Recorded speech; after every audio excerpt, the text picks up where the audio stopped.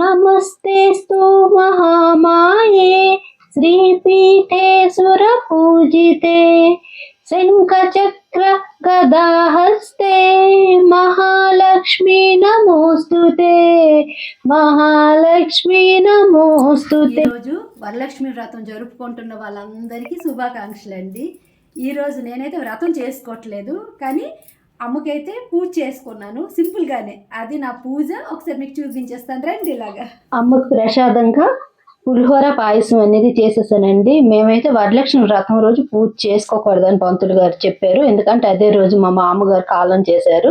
అందుకే first week అయినా లేకపోతే మిగిలిన వారాలైనా పూజ చేసుకోవచ్చు అన్నారు. నేనైతే ఇంట్లో ఏ పూజ చేసుకున్నా పూజ అయిపోయిన వెంటనే మా వారి ఆశీర్వాదం అయితే తీసుకుంటానండి. ఆయన ఆశీర్వాదం తీసుకుంటేనే నా పూజ పూర్తయింది అనిపిస్తుంది. ఇంకా పూజ అయ్యాక గుడికి అయితే బయలుదేరానండి. గుడిలో ఆడవారందరి చేత అష్టోత్తర పూజలు అయితే జరిపిస్తున్నారండి.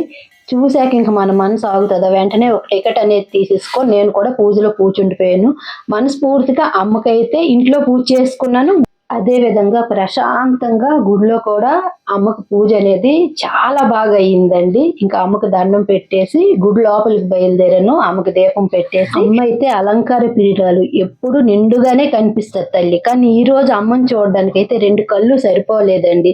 ధనధాన్య ప్రదాయిని, విష్ణుపత్ని, ఆ వైకుంఠ వాసిని అయిన అమ్మని ఒకసారి అందరూ దర్శించుకోండి. గుడి నుంచి వచ్చిన వెంటనే మా పక్కింటి పిన్ని అయితే మా పూజ చూస్తావరా అమ్మని పిలిచింది. ఒక్కరితే ఉంటది కానీ ఎంత చక్కగా అమ్మనైతే అలంకరించింది. ఇది మా ఇల్లేనండి, రెంట్కి ఇచ్చేసాం. మా వారి స్వీట్ మెమరీస్ అన్ని ఇక్కడే ఉన్నాయి. ఈ ఇంటిని అయితే చాలా ఇష్టపడతారు.